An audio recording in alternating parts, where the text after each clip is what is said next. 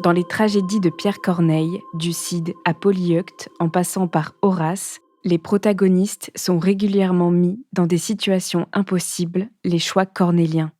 Des dilemmes à double contrainte qui provoquent de terribles hésitations, l'issue en étant forcément cruelle. Célibataire, Noura veut devenir maman. Le chemin qu'elle emprunte est constellé de décisions à prendre et chaque étape une épreuve pour espérer atteindre son but. Elle ne sait pas que le choix le plus dur sera aussi le plus inattendu. Attention, cet épisode aborde des sujets sensibles. Pour en savoir plus, reportez-vous au texte de description de l'épisode. Vous écoutez Transfert épisode 250, un témoignage recueilli par Capucine Rouault.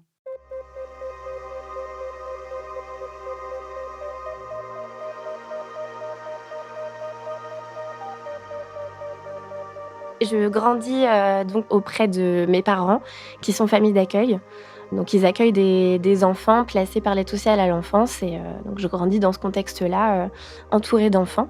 J'ai une grande famille avec des cousins, des cousines et on est élevés un peu en communauté. Alors chacun chez soi bien évidemment, mais on se voit très souvent donc on est vraiment élevés dans cet esprit-là. J'ai une grande sœur qui a 10 ans de plus que moi. Ma grande sœur à 22 ans tombe enceinte de son premier enfant. Moi, c'est un peu une révélation que d'accueillir ma nièce puisque, je suis de très près, la grossesse de ma sœur. Elle, me laisse une place, privilégiée dans sa grossesse et c'est vrai que c'est très révélateur pour moi de, voilà, de voir ce bébé, grandir, dans le ventre de ma sœur. Elle naît, on l'accueille et c'est vrai que moi, je me dis à ce moment-là, un jour, je serai aussi maman. J'entre dans l'âge adulte et je rencontre quelqu'un. C'est une relation qui dure 2 ans. C'est une séparation qui me bouleverse, beaucoup. J'ai 25 ans, 26 ans. C'est pile au moment où se réveille en moi cette envie de devenir mère. Je la sens, dans mes tripes, quoi. Ça met à mal, ce rêve de devenir mère. L'idée de faire un enfant seule germe puisque, je veux pas mettre de côté ce projet d'enfant. En fait, je fais plusieurs rencontres avec d'autres hommes et je me rends compte que je cherche plus un père pour mon futur enfant qu'un amoureux. C'est pas très sain et j'ai pas du tout envie de ce contexte-là et je sais que c'est voué à l'échec. Quand je me sépare, j'ai 25 ans. Pendant 3 ans, l'idée de cet enfant en solo va germer. Je me laisse le temps de la réflexion parce que j'ai que 25 ans et que je peux rencontrer quelqu'un d'autre, donc je laisse la porte ouverte. En l'occurrence, je rencontre pas quelqu'un qui a le même projet que moi, c'est-à-dire faire un enfant et dans l'idée, faire un enfant rapidement. Plus ça va, plus je tends vers, cette parentalité en solo. 3 ans après cette séparation, j'ai 28 ans. Je le prends vraiment en mode projet. Je commence à chercher, les différentes possibilités qui s'offrent à moi. À ce moment-là, on est en 2020, donc la loi, pour la PMA pour toutes est pas encore passée en France. Il y a la possibilité d'aller à l'étranger, faire, une PMA. J'élimine très vite, cette option puisque c'est coûteux et moi, dans mon idée de faire un enfant en solo, j'ai pas envie de dépenser de l'argent pour faire un enfant. Au même titre qu'un couple, j'ai envie d'avoir accès à la parentalité, le plus normalement possible et pas en payant. Je décide de me lancer après avoir découvert ce site de donneurs. Ça se présente comme un site de rencontre, sauf que, c'est pour rencontrer des donneurs. Le site prône ce qu'il appelle le don naturel. Donc l'idée, c'est de rencontrer un homme, d'avoir un rapport sexuel avec lui, jusqu'à tomber enceinte. Il prône aussi le don semi-naturel. Il y a pénétration juste avant l'éjaculation. Donc ça, c'est naturel aussi, selon les dires et selon la loi. Ce qui est un peu implicite, sur le site et qui est pas officiel puisque c'est pas légal, il y a aussi ce qu'ils appellent le don artisanal. Donc l'idée, c'est de faire venir un donneur chez soi, qui fasse sa petite affaire, et qui donne, son sperme dans un récipient et c'est à la future maman de s'inséminer elle-même ou s'inséminer avec, un ou une partenaire. Ma sœur a 2 amies qui sont en couple, qui ont conçu, leurs enfants, par, don artisanal et je prends contact avec elle pour qu'elle m'explique un petit peu comment ça fonctionne. On échange, sur le sujet et ça me conforte, dans l'idée, en tout cas, que j'ai envie de trouver un donneur et j'ai envie de procéder, de manière, artisanale, de faire les choses moi-même sans qu'il y ait trop d'interaction avec d'autres instances, en tout cas pas de médical, de manière la plus naturelle possible. Une fois sur ce site, je lis un petit peu tous les profils, tout ce qui se présente. Donc, l'idée pour ces donneurs, ça va être, de se présenter, d'expliquer, brièvement leur motivation, de donner leur âge, de parler de leur résus aussi, puisque c'est important dans le cadre d'une procréation. Moi, je définis une liste de critères, assez, précise. J'ai besoin de me sécuriser le plus possible, quant à cette personne que je vais rencontrer et d'avoir confiance en cette personne. Donc, parmi, ces critères indispensables, j'ai vraiment envie que ce donneur, soit marié, puisque moi, de mon côté, ça me sécurise parce que, je ne cherche pas de coparentalité. J'ai pas envie de chercher un père pour ce futur enfant. Moi, j'ai envie d'être, le seul parent. J'ai pas envie que ce donneur soit le père, mais je souhaite que le donneur, ne soit pas anonyme puisque, dans l'idée, j'ai pas envie que mon enfant à venir, soit en recherche, d'identité. Si un jour il ou elle a envie de contacter son géniteur, je veux que ce soit possible. Un autre critère, c'est aussi qu'il se rapproche le plus possible, physiquement de moi. Donc, même couleur de cheveux, même couleur de yeux, une pigmentation similaire. Dans l'idée, j'ai envie que mon enfant, me ressemble. Finalement, je trouve, rapidement ce donneur qui réunit tous les critères. Je prends contact avec lui, il me répond rapidement. On décide de se rencontrer. On est au moment de la crise du covid, donc tous les lieux publics sont fermés. Je décide pour la première fois de lui faire confiance et de l'inviter chez moi pour boire un café. C'est une rencontre qui dure, 2 ou 3 heures où on échange, vraiment sur nos valeurs. Il m'explique que lui, il souhaite, faire un don à une femme ou un couple de femmes parce que, il a la joie d'être papa 2 fois et qu'il a envie d'aider, les personnes, à atteindre cet objectif, ce bonheur-là d'être parent. C'est une motivation toute simple et finalement, c'est ce qui me convainc de le choisir. Il me précise vraiment que c'est important pour lui qu'il y ait pas de rémunération. Lui, il vient pour, un don, par pur altruisme. Il m'explique qu'il fait un don de sperme, un don de gamètes comme il ferait un don du sang. Donc, c'est vraiment important pour lui de rien avoir en retour. On se dit tous les 2 que c'est OK, qu'on va se lancer. On se rencontre quasiment un mois après pour un premier don. Moi, je surveille mon cycle menstruel par le biais de tests d'ovulation et c'est au moment où ce test d'ovulation est positif que je fais venir le donneur. Je suis vraiment très, très enthousiaste de démarrer cette aventure, cette nouvelle aventure. Je la démarre aux côtés d'une amie très proche. Ça fait 10 ans, plus de 10 ans qu'on se connaît. Elle a, elle aussi, envie d'être mère, un jour et c'était évident qu'elle soit à mes côtés, pour cette aventure.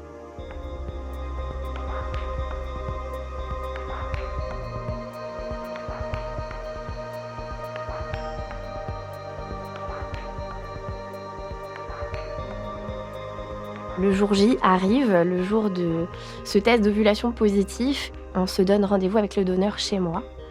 Je suis accompagnée de mon ami qui va, m'aider, dans la procédure. Le donneur arrive chez moi, ça va très, très vite. Il me fait le don, il repart tout de suite. Je m'occupe de ma partie avec mon ami. Dans la pratique du don artisanal, moi, pour savoir comment ça fonctionnait, eh ben, je suis allée voir sur internet et il y a des tutoriels, qui expliquent très clairement comment faire. Donc l'idée, c'est, de se procurer, du matériel, un petit récipient stérile pour recueillir, les gamètes, une pipette pour, s'inséminer, s'auto-inséminer, donc pour reproduire, le l'acte sexuel, au plus proche, quoi.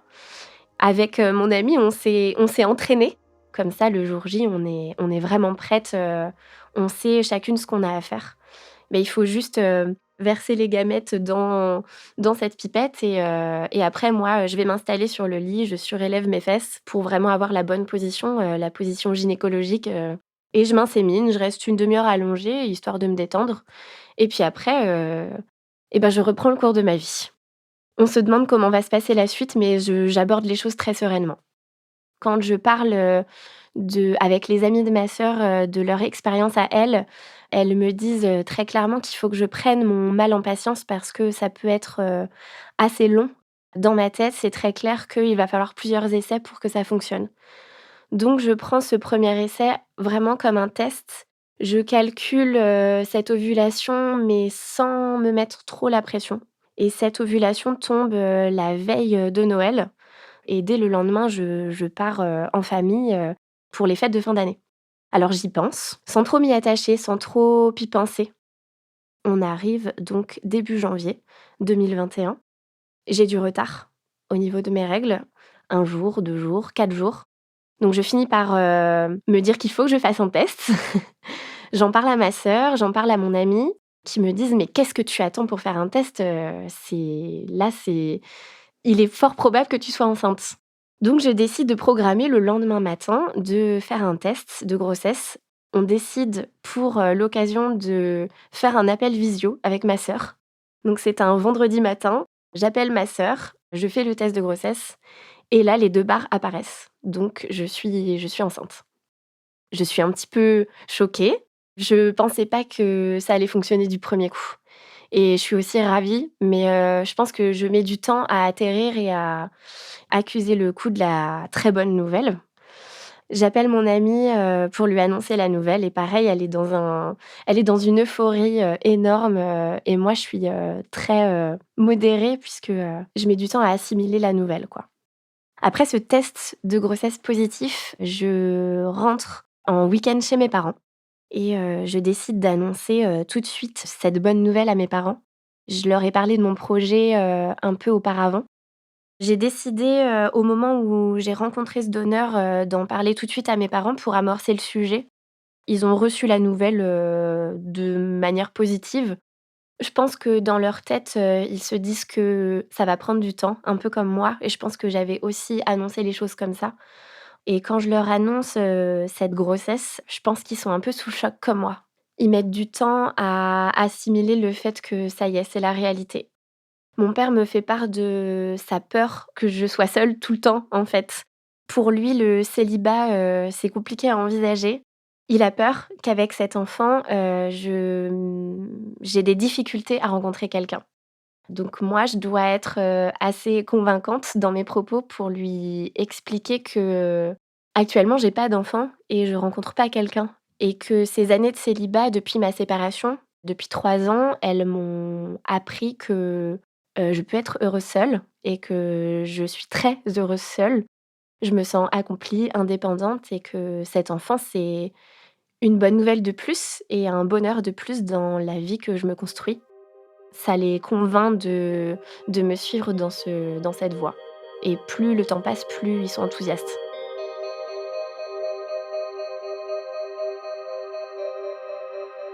Cette grossesse débute, plutôt bien. Je suis fatiguée, mais c'est une grossesse, tout à fait dans la norme, donc ce premier trimestre, se déroule bien. Arrive, l'échographie du premier trimestre où, je vois mon bébé pour la première fois. C'est un chouette moment. Je suis accompagnée de mon amie, toujours, qui suit toutes les étapes de cette aventure. Donc c'est vraiment un beau moment de partage qu'on a toutes les 2 de voir cette petite chose, qu'elle m'a aidée à créer. Donc c'est un grand moment de bonheur. La sage-femme me propose de faire ce qu'on appelle, un tritest. C'est, une prise de sang pour connaître, les risques de trisomie chez le fœtus. Moi, j'accepte, tout de suite de faire, cet examen, pour, éviter, justement, tout risque de maladie. Je passe cette prise de sang. Elle me revient avec un risque accru de trisomie. C'est une douche froide pour moi parce que, je me prépare pas à ce que mon enfant soit malade. Je suis tellement dans la joie, le bonheur, l'instant présent que je me prépare absolument pas à quelque chose de négatif. Je rencontre un médecin qui me propose un test complémentaire qu'on appelle le DPNI. C'est une prise de sang aussi. Ça permet d'approfondir, la recherche génétique. L'inconvénient de ce test, c'est que les résultats mettent du temps à arriver. Je dois attendre 2 ou 3 semaines pour avoir les résultats. C'est très long. Sachant que j'ai l'impression d'avoir une épée de Damoclès au-dessus de la tête, ça me fait me poser plein de questions et j'ai du mal à me projeter dans la suite. Pour autant, je suis toujours en phase avec ce projet. Je commence à le sentir bouger. Il commence à se passer des choses concrètes dans mon corps, donc ça rend la grossesse concrète. Donc ça me connecte à ce projet à 200. Même si j'ai peur, je ne reviens pas en arrière sur ma décision, je suis toujours aussi sûre de moi. Le résultat du DPNI revient au bout de 2 ou 3 semaines. Il revient négatif. Donc c'est un réel soulagement puisque, mon bébé n'est pas malade, donc je peux à nouveau me projeter, dans cette grossesse. L'échographie du deuxième trimestre arrive. Je sais que c'est une échographie importante où vraiment on va regarder l'enfant de la tête aux pieds pour, vraiment vérifier, que tout est à la bonne place finalement. Je vais connaître le sexe de mon bébé. J'ai pas de préférence, mais ça me permet de me projeter davantage, pour la suite et c'est aussi un chouette moment à passer, avec mon amie qui est toujours aussi présente. J'arrive à cette échographie et je vois, ce bébé qui a bien grossi, qui bouge bien, je vois ses mains, ses pieds bouger, enfin c'est vraiment un moment, extraordinaire. J'apprends à ce moment-là que c'est une petite fille. À la fin de cet examen, la sage-femme est silencieuse et je sens qu'elle insiste sur, la partie des viscères. Je vois qu'elle regarde plus précisément le cœur et elle finit par, m'expliquer qu'elle constate, des anomalies. Ma petite a des œdèmes autour du cœur, des poumons et un œdème entre les yeux. Son regard est grave, donc je sens tout de suite que c'est sérieux. Elle me demande, d'aller, immédiatement, à la maternité pour, consulter un spécialiste. Quand je sors du cabinet de la sage-femme, avant de me dire au revoir, elle me demande si je suis bien entourée. J'appelle mes parents, sur le trajet qui trépignent d'impatience de savoir le sexe et je leur annonce en même temps que ce bébé ne va pas très bien, en tout cas qu'il y a des choses à aller vérifier. J'arrive à la maternité, je passe des examens complémentaires, donc à nouveau des échographies. Le médecin spécialiste me confirme effectivement que, il y a bien des problèmes et qu'il va falloir procéder par élimination, qu'il y a plein de pistes à explorer et que, je vais passer une multitude d'examens. Je suis enceinte de 5 mois. J'arrête de travailler et je passe des examens, quasiment tous les jours. Donc des échographies à répétition, des prises de sang, et le médecin m'explique que, le dernier recours, ça va être, d'explorer la piste, génétique. Il me parle, du syndrome de Noonan, qui est, une pathologie, génétique assez rare. Dès ce premier jour, d'examen, il me parle de cette pathologie. En sortant de la maternité, je fais ce que l'on ne doit pas faire. Je vais voir sur internet ce qu'est le syndrome de Noonan et effectivement, je vois que ce sont des enfants, plus ou moins malades, avec un faciès particulier, avec des gros problèmes au niveau du cœur, notamment, des gros problèmes de croissance, des gros risques de leucémie pendant l'enfance, de cancer infantile. Le ciel me tombe sur la tête, quoi. Je me retrouve seule dans ma voiture et l'espace d'un instant, je, ressens du rejet pour ce bébé. Et je pense que ça dure 15 secondes et après je suis dans une culpabilité énorme, je touche mon ventre et je me dis que non, peu importe, enfin, c'est mon bébé, je l'ai tellement, attendu, je me suis battue pour l'avoir. Je me mets en mode combat en me disant je lui parle et je lui dis, «Ma cocotte, on va faire équipe toutes les 2 et on va se battre». Quand je sors de la maternité après, ces nouvelles, peu réjouissantes, bien évidemment, je préviens tout mon entourage, famille et amis. Je me sens soutenue par ma famille, par mes amis. En aucun cas, je me sens seule dans cette épreuve. On ne me laisse pas toute seule, pour aller aux différents examens. Il y a beaucoup de bienveillance autour de ce bébé, autour de moi, autour de cette grossesse et c'est vraiment un cocon de réconfort.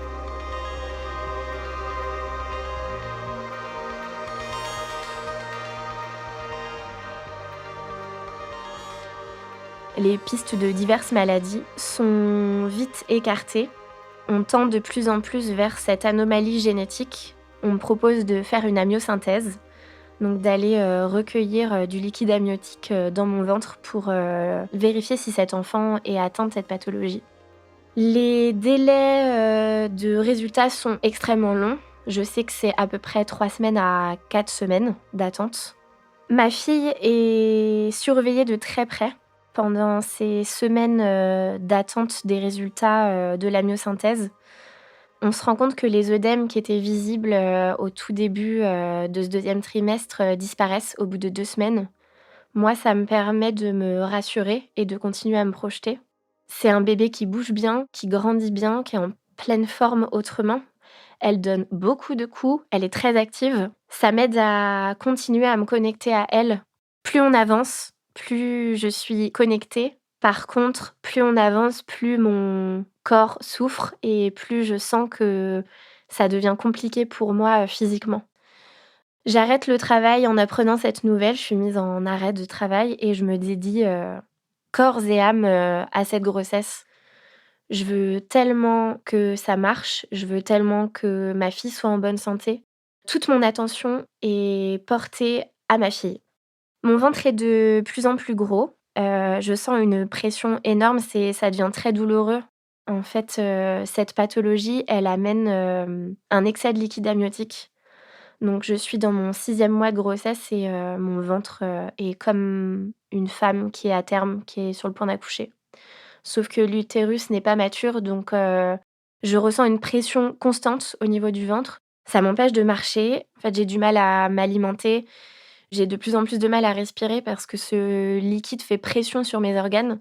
Je sens que, je vais avoir du mal à aller au bout de cette grossesse. Ma poche des os se fissure, à 6 mois de grossesse. Je sais à ce moment-là que l'accouchement va être imminent, que je vais pas pouvoir tenir des semaines comme ça. Donc je suis hospitalisée près du domicile de mes parents avec une équipe médicale qui ne connaît pas mon dossier. Donc ça complique un peu les choses. À partir du moment où, je suis hospitalisée, les médecins m'annoncent que, je ne ressortirai pas avant mon accouchement. Pendant cette hospitalisation, je me concentre vraiment sur le bien-être de ce bébé. Je ne pense pas à mes douleurs. Je fais vraiment abstraction de mon corps. C'est vraiment que ma fille, essentiellement elle et son bien-être. Il y a rien qui compte autour. Après, 2 jours d'hospitalisation, je reçois un appel téléphonique, du service génétique, qui me suit depuis cette, fameuse échographie. J'apprends que ma fille est atteinte du syndrome de Noonan. Je suis dans ma chambre d'hôpital, je suis seule et j'encaisse, la nouvelle seule. C'est hyper dur. Là, je sais que j'entre dans quelque chose de bien plus sombre que ce que je m'imaginais. Je raccroche, ma famille arrive et l'équipe, génétique, de l'hôpital, dans lequel je suis vient m'expliquer avec plus de précision, comment ça peut se passer. On m'explique, effectivement ce qu'est le syndrome de Noonan, ce que ça peut impliquer. Ce syndrome, c'est un peu comme, une trisomie, on ne peut pas savoir à quel degré l'enfant est atteint, il faut attendre qu'il grandisse. L'équipe reste, assez floue quant à l'avenir de cet enfant. Donc moi, je peux pas me projeter, sur, son état de santé futur et je pense que c'est ça qui est le plus dur pour moi, c'est de pas savoir dans quel état elle va être. L'équipe de génétique, m'explique que, dans tous les cas, la pathologie de ma fille va impliquer des soins, presque quotidiens et en tant que parent solo, ça implique aussi, bah, de moins travailler ou de pas travailler. Plus ça va, plus je me dis que c'est incompatible avec ma vie. Enfin, je peux pas arrêter de travailler, c'est pas possible puisque je suis le seul parent. Donc je me rends compte que je suis un peu dans une impasse. L'équipe, de médecins m'explique qu'avec une telle pathologie, ils peuvent me proposer une IMG, ce qu'on appelle une interruption médicale de grossesse. Une IMG, ça implique de mettre, fin à la vie, de cet enfant in utero, dans le ventre, puis ensuite d'accoucher de cet enfant décédé. Moi, tout de suite, je me dis: «Non, c'est pas possible, je peux pas envisager ça». Pour moi, quand, on me parle de cette interruption médicale de grossesse, ça revient vraiment à autoriser les médecins à tuer mon enfant. C'est vraiment la première pensée qui me vient. Les médecins m'exposent, les différents choix ou non-choix qui s'offrent à moi, tout en me disant que j'ai le temps de prendre une décision, mais que le temps est tout de même compté puisque comme j'ai fissuré la poche des os, je suis en menace, d'accouchement prématuré et si j'en viens à me mettre en travail, ils ne pourront plus me proposer, cette IMG. Légalement, si le travail se déclenche, l'équipe médicale devra, réanimer cet enfant puisque à ce moment-là, je suis à 27 semaines de grossesse et à partir de 22 semaines, légalement, les médecins doivent réanimer, un fœtus. Pendant 2 jours, je réfléchis à cette option. J'arrive pas à prendre la décision, mais je sens que quand même l'IMG est la bonne décision. J'apprends cette nouvelle le 16 juin. Le 18 juin, au matin, j'ai mal au ventre, plus que d'habitude. Ça fait comme des vagues. J'essaye pas d'interpréter ce que c'est, je suis dans l'instant présent. Ce jour-là, je prends la décision de faire une interruption médicale de grossesse. J'en parle à la psychologue, du service. Au moment où, je fais part à l'équipe de mon désir d'interrompre cette grossesse, je suis effondrée, comme jamais j'ai été effondrée avant. J'avais toujours maintenu, le cap avant, mais là, je lâche totalement et je suis vraiment dans la peur, de me dire, comment je vais réussir à encaisser ça. Je suis vraiment en mode survie pour le coup. L'équipe médicale au moment ce matin du 18 juin, quand on échange, sur, le côté administratif, m'explique que pour valider une interruption médicale de grossesse, il y a un délai, d'1 semaine puisqu'il faut que mon dossier passe en commission pluridisciplinaire. On ne peut pas avoir accès, en un claquement de doigts à une interruption médicale de grossesse, c'est vraiment un protocole, très strict. Ma sœur et ma mère arrivent. Je sens c'est un peu, le branle-bas de combat dans ma chambre d'hôpital. Je vois beaucoup de monde défiler. Ces vagues sont de plus en plus puissantes. Mais on ne m'ausculte pas, on ne me dit pas que je suis en travail. L'option qu'on me propose, c'est de me rapatrier dans ma région pour que je sois prise en charge par l'équipe qui me connaît. Je finis par, m'énerver un petit peu puisque j'ai vraiment besoin de savoir si je suis en travail ou pas. J'ai l'impression de sentir la tête de mon bébé très bas dans mon bassin. Donc j'insiste très lourdement pour qu'on m'ausculte. Toute l'équipe sort. On m'ausculte et je suis ouverte à 8 centimètres, donc l'accouchement est imminent. Il est plus question d'une interruption médicale de grossesse puisque l'accouchement est imminent, va arriver dans les minutes qui suivent. Donc je suis transférée en salle de naissance. Je me mets dans ma bulle. Il y a plus rien qui existe. Je ferme les yeux pour me concentrer vraiment, sur, mes sensations physiques, pour rester connectée à ma fille. Je lui dis qu'elle peut arriver, que ça va être dur, mais qu'elle peut arriver, que si elle a choisi ce moment-là, moi je suis OK avec ça. J'arrive en salle d'accouchement. C'est ma mère qui est à mon chevet. Ma sœur attend, dans le couloir. Ma sœur est rejointe par mon amie.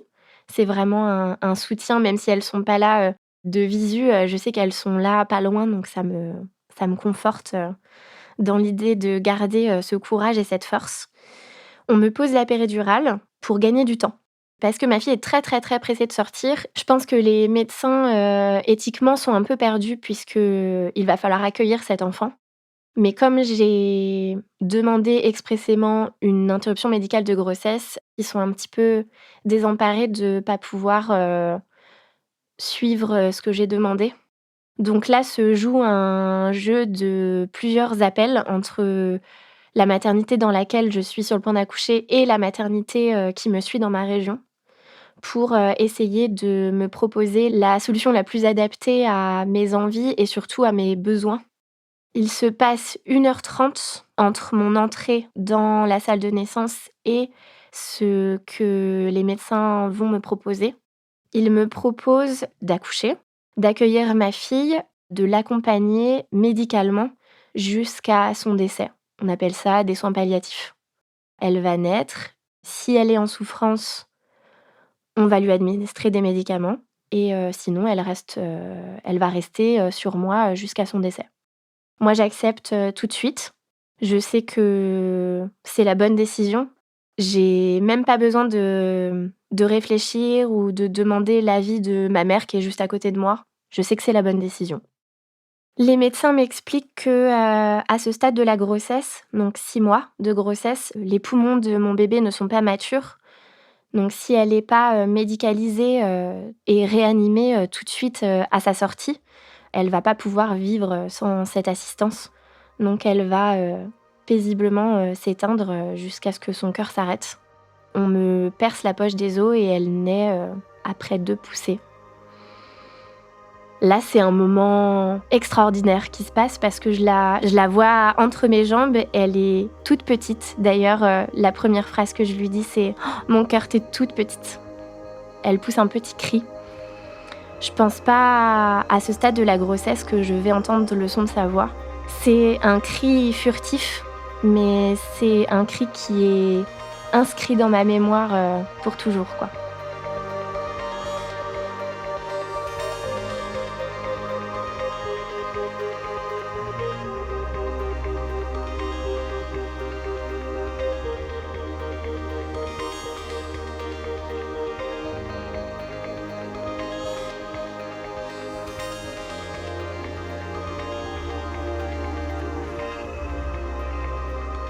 Avant la naissance de ma fille, l'équipe médicale me donne plusieurs options quant à cette rencontre.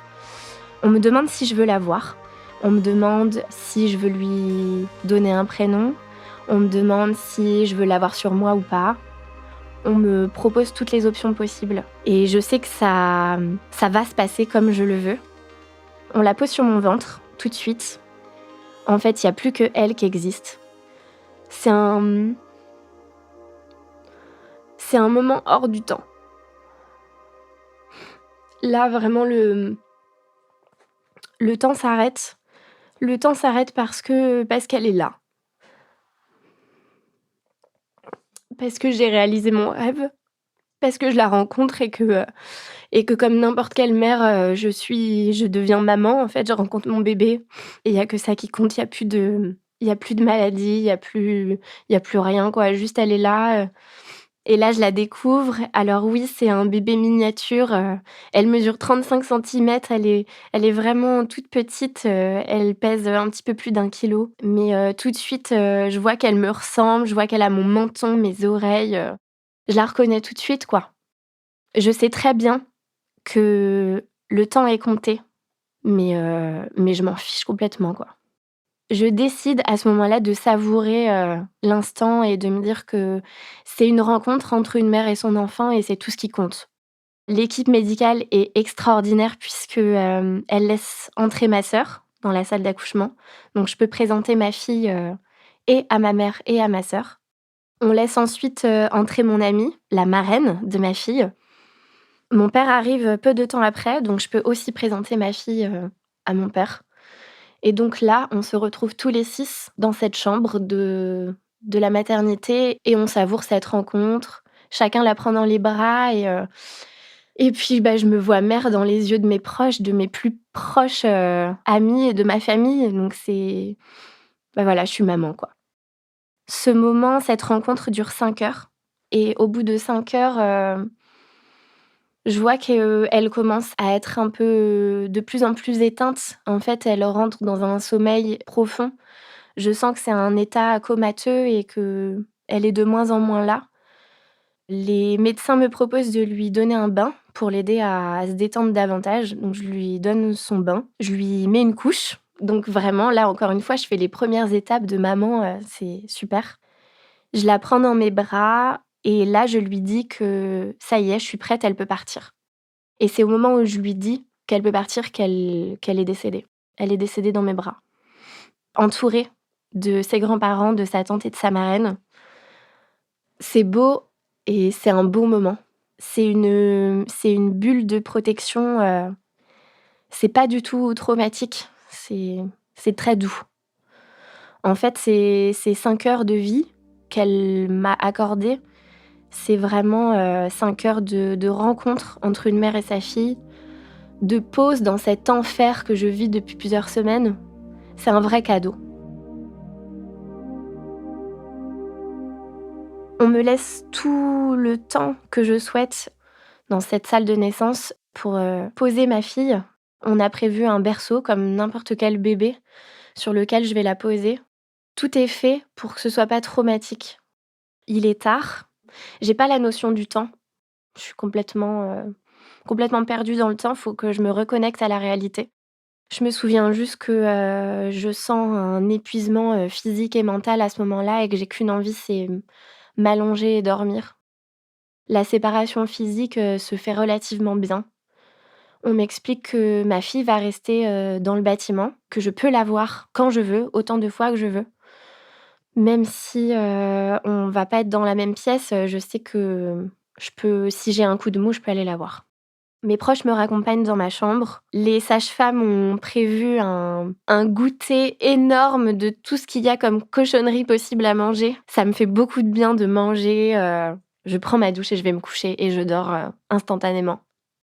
J'ai l'impression que ce moment-là, qui est quand même un moment, traumatisant, j'ai accouché, j'ai tenu mon bébé prématuré dans les bras.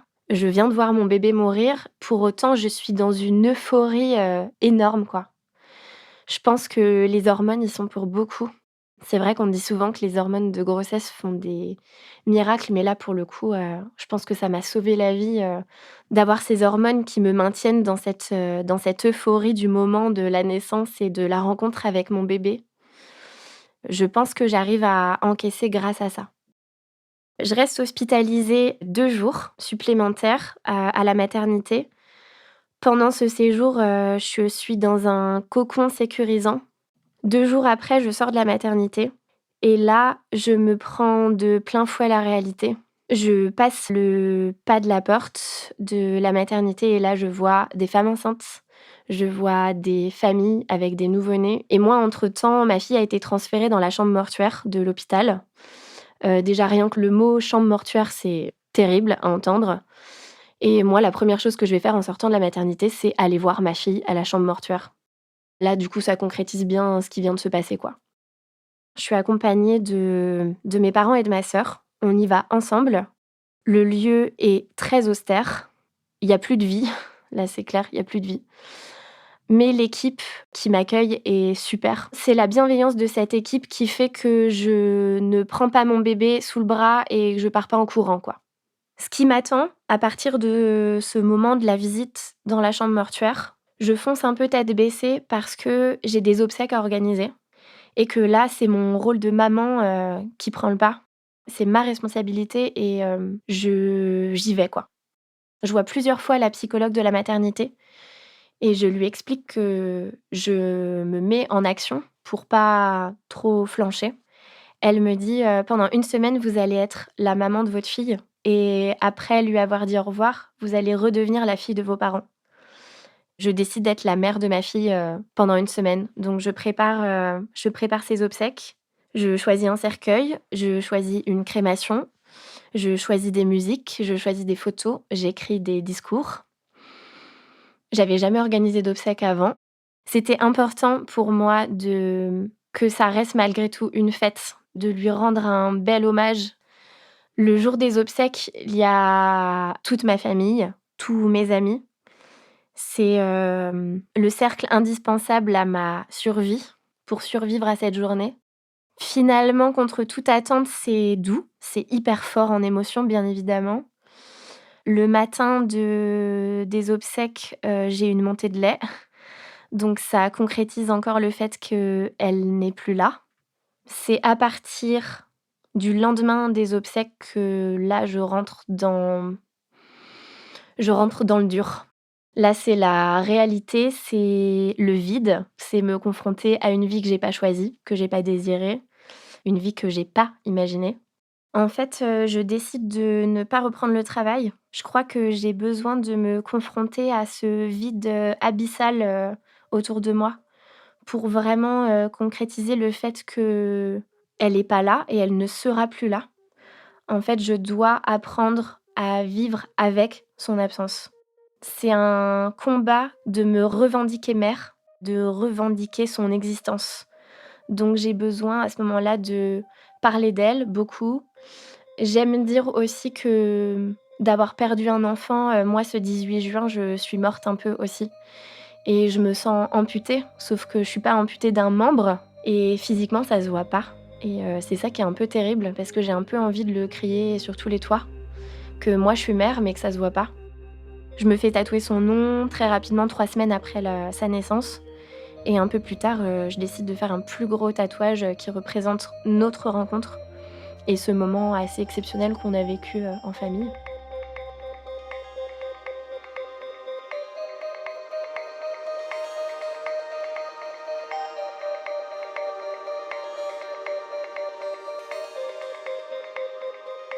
Ce deuil, il se mélange, à la chute d'hormones, le fait que je sois en postpartum puisque, ben, j'ai accouché. J'ai le corps, un petit peu en friche. Après les obsèques, je décide de passer l'été chez mes parents. Je rentre chez mes parents pour, retrouver justement ce cocon et changer de rôle, ne pas juste être, la mère de ma fille et redevenir, moi. Et je pense que c'est très salvateur et c'est ce qui me sauve. C'est une vraie bouffée d'air frais, dans la tempête que je vis. Tout au long de cette grossesse, j'achète, peut-être prématurément, mais j'achète tout au long de la grossesse, le matériel de puériculture que j'accumule, au fur et à mesure des semaines, des mois. Donc je me retrouve, après, le décès de ma fille, à devoir, ranger ses vêtements, la poussette, tout, le lit, j'avais vraiment tout anticipé pour financièrement, m'y retrouver. Au bout de 2 mois, je finis par rentrer chez moi et c'est mes parents qui débarrassent la chambre de ma fille, qui chargent les affaires dans la voiture et qui stockent les affaires chez eux. Ça évite d'ajouter au traumatisme. Mes parents décident de passer une semaine, chez moi pour pas que je me retrouve seule, dans cet appartement vide. On décide de faire, quelques travaux, d'aménager la chambre de ma fille en un petit atelier pour que je fasse mon petit bricolage, ma couture et cetera. On fait de la peinture, on pose de la tapisserie, on achète des plantes, on essaie de faire revivre, ce lieu, vide, un peu vide de sens et qui me confronte à ma réalité. J'ai 2 amies qui sont enceintes en même temps que moi et qui, elles, ont leur bébé quelque temps après. Donc c'est me confronter à la maternité, «normale» entre guillemets. Donc ça, c'est hyper dur pour moi. Mon amie qui m'a suivie tout le long de ma grossesse, m'apprend qu'elle est enceinte. En fait, elle est tombée enceinte au moment où ma fille est née, puis décédée. J'ai l'impression que c'est, encore un coup bas supplémentaire de la vie qui me dit: «Bah, voilà, c'est pour les autres, mais c'est pas pour toi». Donc ça, c'est un peu dur à encaisser. À partir du moment où je rentre chez moi, c'est le moment où la grossesse de mon amie se voit. Pour moi, là, ça devient compliqué de se voir physiquement. On garde contact par message, mais on ne se voit plus physiquement et ce jusqu'à après la naissance. J'ai un rapport compliqué avec la maternité de manière générale et c'est encore plus fort avec elle puisqu'au niveau timing, tout est mauvais de mon côté. Elle a accueilli la vie et moi j'accueille la mort et je vis avec la mort. On peut pas survivre à son enfant, c'est pas possible. Sachant qu'en plus, j'ai pris la responsabilité de l'accompagner jusqu'à son décès. C'est, un choix qui a été hyper difficile. Enfin, c'est même pas un choix, c'est un non-choix. La décision, je l'ai pas prise seule. La décision d'accompagner ma fille, vers son décès, je l'ai prise, avec l'équipe médicale.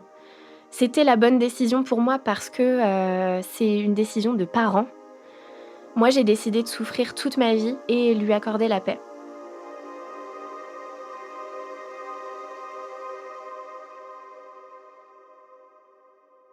À partir de mon retour chez moi, j'avance, au jour le jour. Je mets 1 an et demi à retourner au travail, sachant que je travaille avec, des enfants en bas âge. Donc il faut aussi que je me sente prête à avoir des bébés au quotidien.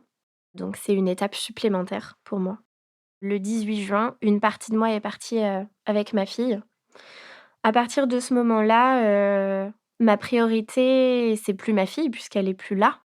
Ma priorité, c'est moi, c'est mon bien-être, c'est ma reconstruction, c'est, vraiment, prendre soin de moi. Donc je le fais pour elle, mais je le fais aussi pour moi.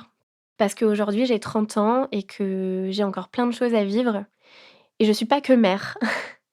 Je suis aussi femme et c'est aussi mon travail de deuil qui m'a permis de me retrouver moi et qui me permet aujourd'hui de me dire que oui, je suis mère de ma petite, mais je suis aussi moi, sous plein d'autres formes. Aujourd'hui, j'ai 30 ans et je sais que j'ai ce besoin d'être à nouveau mère pour me sentir accomplie en tant que femme et en tant qu'être humain. Je suis dans un processus d'acceptation. C'est pas fini, mais je pense que ça va cheminer toute ma vie. Le deuil, c'est comme ça. Aujourd'hui, j'ai ouvert, un nouveau chapitre de ma maternité. J'ai redémarré un processus, pour avoir un deuxième enfant. C'est un processus qui prend plus de temps, tant mieux parce que l'histoire, débute totalement différemment et j'ai toujours envie, de le faire en solo, en célibataire. Cette histoire, ma première histoire, mon premier chapitre de maternité, aussi difficile qu'il ait pu être, m'a confortée dans l'idée qu'il y a eu une telle solidarité autour de moi, autour de mon enfant, qu'aujourd'hui, j'ai vraiment pas peur de recommencer l'aventure en solo parce que je sais que je serai toujours, aussi bien entourée par mes proches. Mon histoire, avec ma fille aînée, m'a prouvé que mon entourage pouvait être là dans les pires moments, donc je reste encore plus convaincue qu'ils seront là dans les meilleurs moments. Pour moi, la famille, elle prend vraiment des formes, multiples et variées. Moi, j'ai décidé de construire ma famille, comme je l'entendais, de pas être influencée par, les normes, qu'impose la société, d'avoir un papa, une maman, d'être mariée dans un joli pavillon. Moi, j'ai décidé de prendre les choses autrement avec ce que m'offrait la vie. Je suis vraiment convaincue, que ça peut fonctionner, et que si c'est bien réfléchi et bien cadré, l'équilibre est là, pour que tout le monde soit heureux. J'ai fait un enfant seule, mais je me suis jamais sentie seule, je me suis toujours sentie entourée par mes proches.